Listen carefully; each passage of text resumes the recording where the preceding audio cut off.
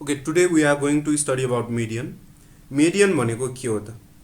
Median भनेको कुनै पनि एउटा डिस्ट्रिब्युसनको त्यस्तो एउटा भ्यालु हो जसले चाहिँ गिवन डिस्ट्रिब्युसनलाई एक्ज्याक्टली दुईटा पार्टमा, दुईटा इक्वल हाफमा डिभाइड गर्छ जब हामीले त्यो डिस्ट्रिब्युसनलाई चाहिँ एसेन्डिङ अथवा डिसेन्डिङ अर्डरमा मिलाएर राखेको छौँ।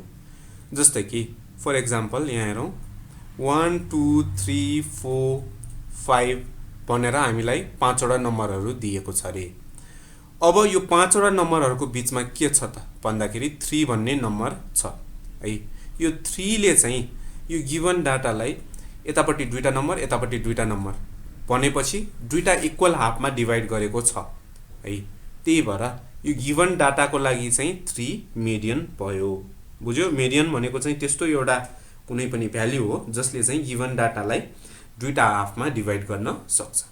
अब यहाँ हामी मिडियन निकाल्न सिक्छौँ के को लागि भन्दाखेरि इन्डिभिजुअल सिरिजको लागि, अनि डिस्क्रिट सिरिजको लागि, अनि लास्टमा कन्टिन्युअस सिरिजको लागि पनि। अब सुरुमा इन्डिभिजुअल सिरिजको लागि कसरी निकाल्ने हेरौँ। सुरुमा इन्डिभिजुअल सिरिज भनेकै के हो त्यो बुझ्नु पर्यो। इन्डिभिजुअल सिरिज भनेको चाहिँ त्यस्तो सिरिज हो जहाँ चाहिँ नम्बरहरूलाई कमाले छुट्याइएको हुन्छ।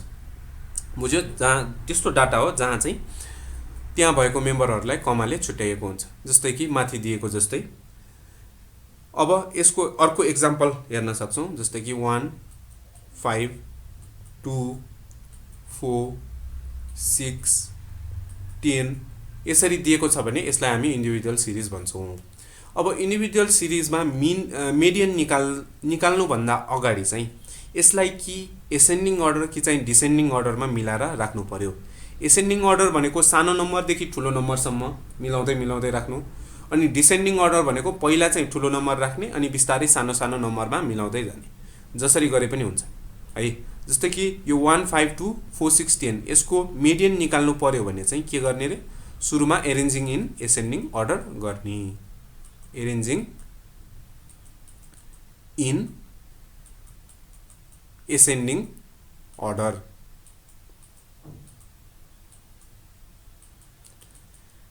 अब एरेन्जिङ इन एसेन्डिङ अर्डर गर्दाखेरि सबैभन्दा सानो नम्बर पहिला छान्ने। सबैभन्दा सानो नम्बर भनेको यहाँ 1 हो।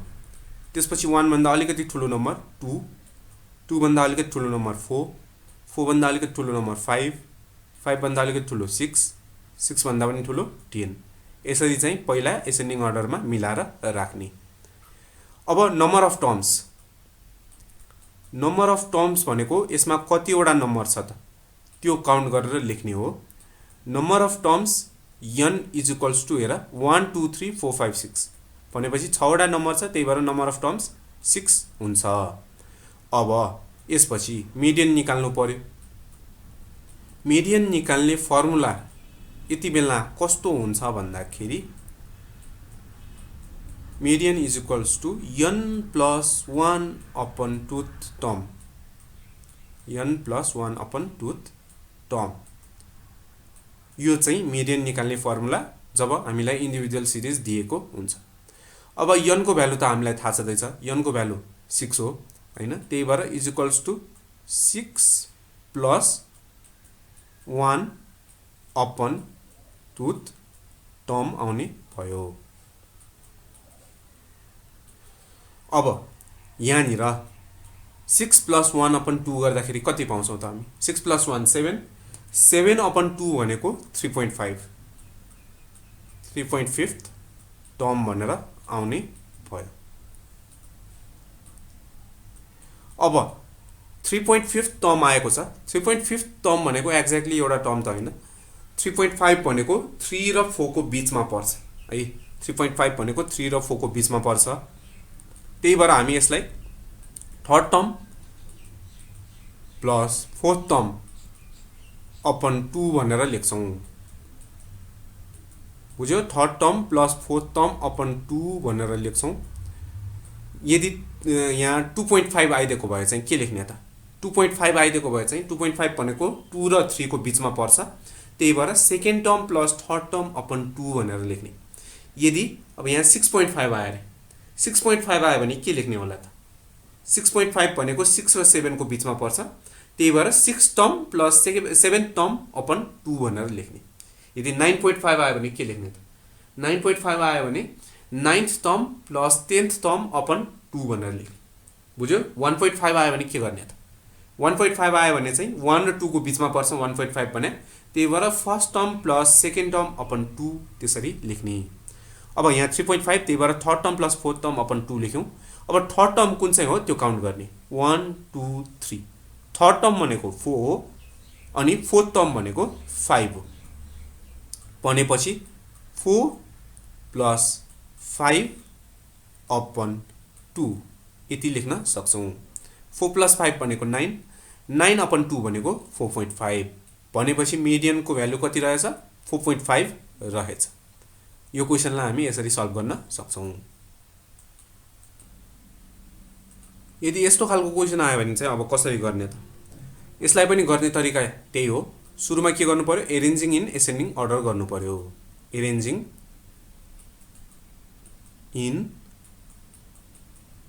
Ascending order arranging in ascending order गर्ने यसलाई डिसेन्डिङ अर्डरमा अरेन्ज गरे पनि हुन्छ एन्सर एउटै आउँछ अब यहाँ चाहिँ हामीले एसेन्डिङ अर्डरमा अरेन्ज गर्न लागेको हो त्यही भएर सबैभन्दा सानो नम्बर फर्स्टमा 1 त्यसपछि 2 3 4 5 6 9 यति लेखिसकेपछि नम्बर अफ टर्म्स लेख्ने नम्बर अफ टर्म्स भनेको कतिवटा नम्बर यहाँ दिएको छ त्यही हुन्छ नम्बर अफ टर्म्स ब्र्याकेटमा n लेख्ने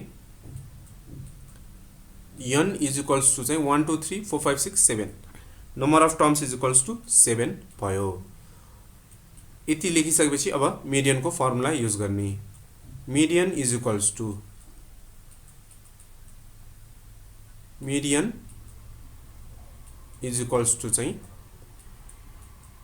n plus 1 upon टुथ term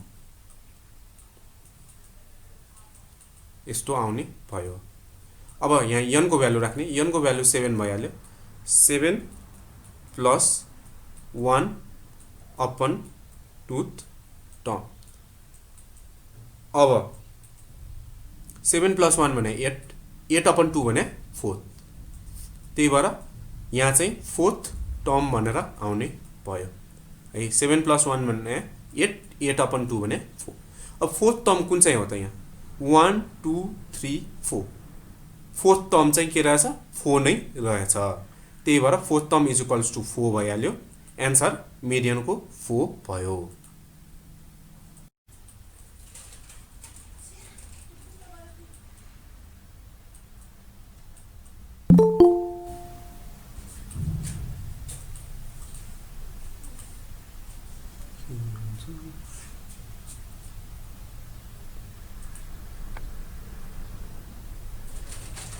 arranging in ascending order गर्दाखेरि कस्तो भयो 2 3 7 8 हैन 12 पहिला 10 अनि 12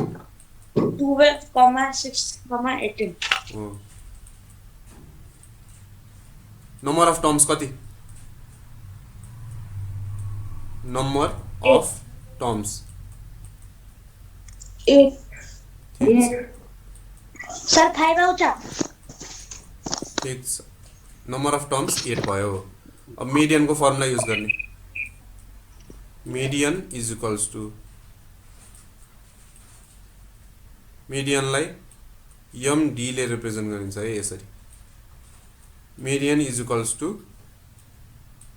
n प्लस 1 अपन टुथ टर्म यो भनेको अब 8 प्लस 1 अपन टुथ टर्म यस्तो आउँछ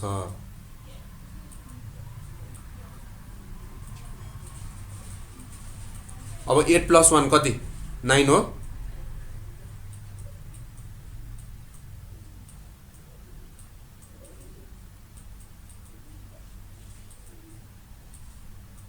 नाइन अपन 2 भने 4.5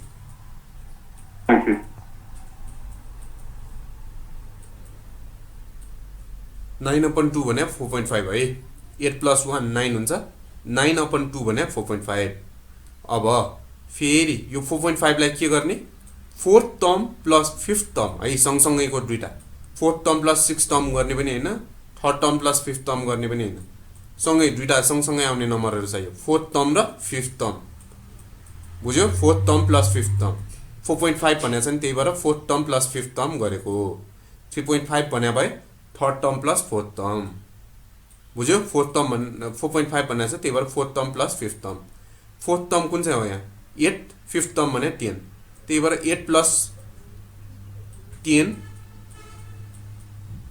अपन 2 8 + 10 भने कति 18 हो अपन 2 18/2 भने 9 है 18/2 भने 9 चाहिँ आन्सर 9 चाहिँ यसको एन्सर हुन्छ सर मलाई के एउटा 8 र 10 कसरी आयो सिकाइदिनु यहाँ हेर्ने यहाँ fourth term plus fifth term छ नि हो कि हैन fourth term plus fifth term कसरी आयो त्यो बुझ्नु पर्यो पहिला यहाँ 9/2 आयो 9/2 कसरी आयो 8 + 1/2 गरेर आयो है फर्मुला पहिला सुरु त फर्मुलादेखि नै बुझ्नु पर्यो फर्मुला मिडियनको यो के हो यो मिडियनको फर्मुला यसमा हामीले भ्यालु राख्यौं के को भ्यालु n को भ्यालु n को भ्यालु भनेको 8 n = 8 हुन्छ हो कि हैन n = 8 कसरी थाहा हुन्छ काउन्ट गरेर थाहा हुन्छ जतिवटा नम्बर छ त्यति नै n को भ्यालु हुन्छ अब 8 + 1/2 भने 9/2 9/2 भने 4.5 बुझ्यो 9/2 भने कति 4.5 अब 4.5 भनेको चाहिँ fourth term plus fifth term upon 2 हुन्छ बुझ्यो fourth term plus fifth term upon 2 हुन्छ 4.5 भनेको fourth term plus fifth term upon 2 किन भयो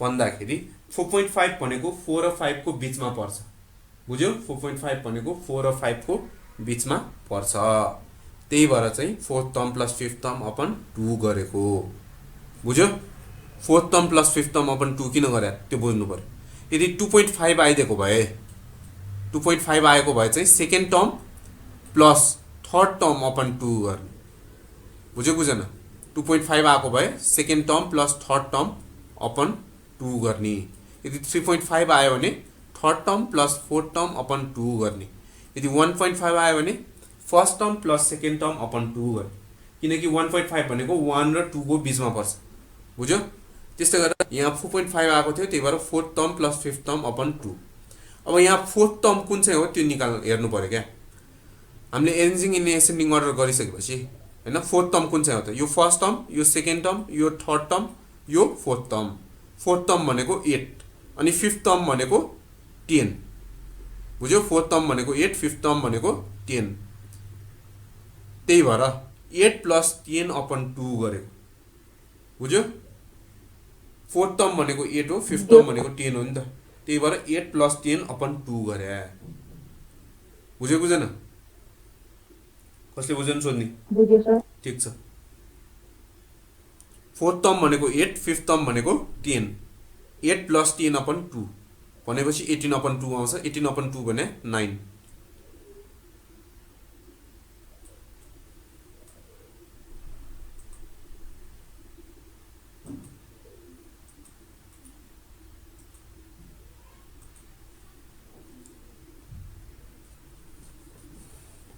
सबले बुझ्यो बुझेन भने अझै सोध है ल अब अर्को क्वेसन लेख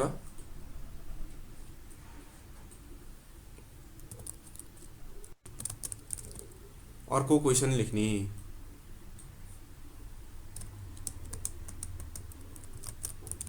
the median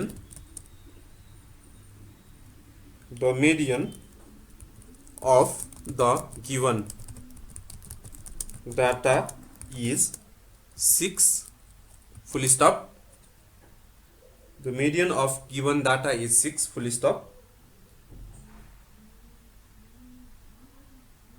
अनि त्यसपछि if the data is in ascending ascending order find the value of x the median of given data is 6 if the data is in ascending order find the value of x. बुझ्यो? यस्तो question छ। अब data दिएको छ 3, 5, x + 2, 8 फेरि 12 यसरी दिएको छ क्वेसन।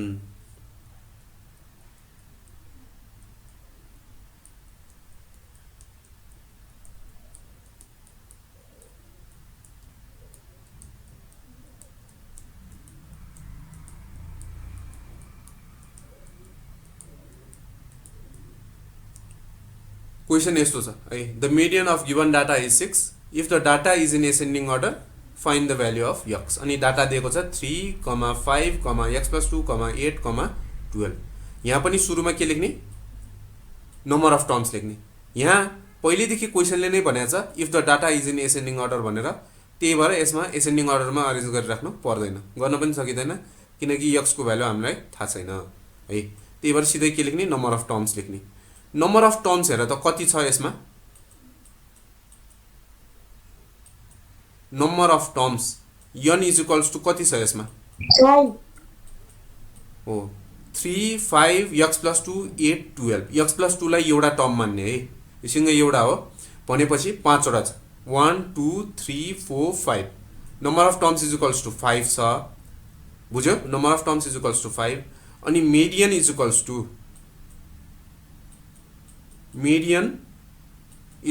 चाहिँ कति छ? क्वेसनले नै भनेको 6। मिडियन हामीलाई पहिलेदेखि दिएको छ, हामीले निकाल्नु पर्यो यक्स को भ्यालु। बुझ्यो? यक्स को भ्यालु चाहिँ निकाल्नु पर्यो। अब के गर्ने त? अब मिडियन को फर्मुला युज गर्ने। मिडियन को फर्मुला भनेको median = n + 1 upon टुथ term.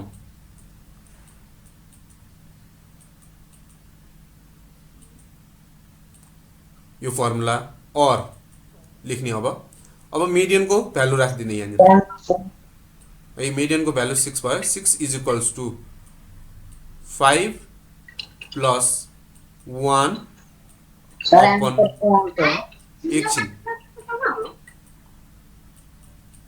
5 + 1 upon टुथ term हुने भयो।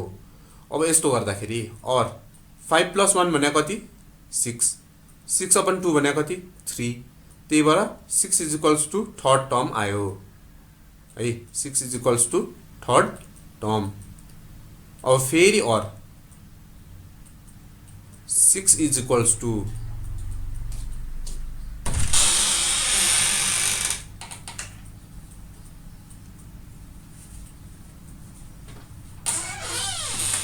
यहाँ थर्ड टर्म भनेको x + 2 हुन्छ है।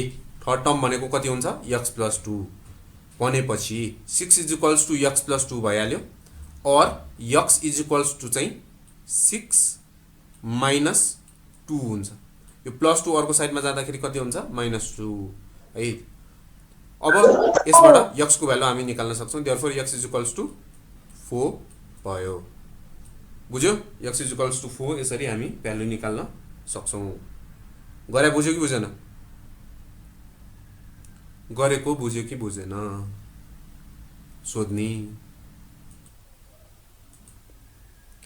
अब यो क्वेसनमा पनि हामीलाई x को भ्यालु नै निकाल्नु पर्या छ हैन।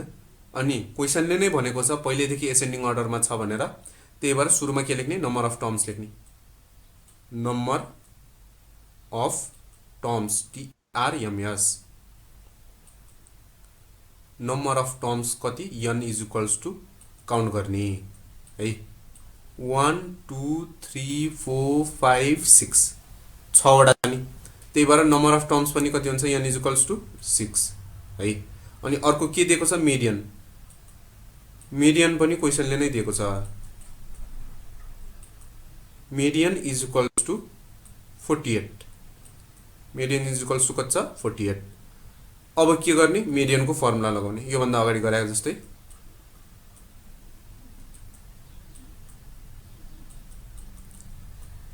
मिडियन =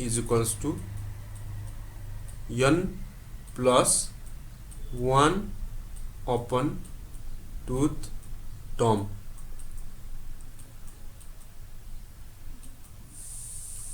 अब और मिडियन हामीलाई दिएको छ, मिडियन कति दिएको छ 48।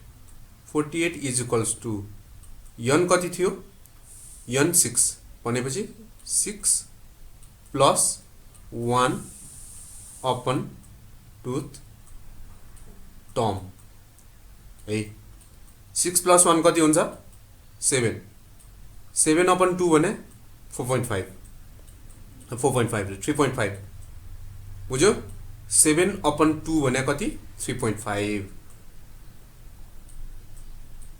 भनेपछि 3.5 टर्म भनेर आयो। अब यस्तो खालको क्वेशन अघि नै हामीले गर्न सिकेका थियौं हो कि हैन। 48 इज इक्वल्स टु 3.5 लाई के लेख्ने रे third term plus fourth term, third term plus fourth term upon 2 भनेर लेखिदिने बुझ्यो। Third term plus fourth term upon 2 बुझ्यो कि बुझेन। अब और 48 is equals to third term भनेको हामीलाई कति दिएको छ यहाँ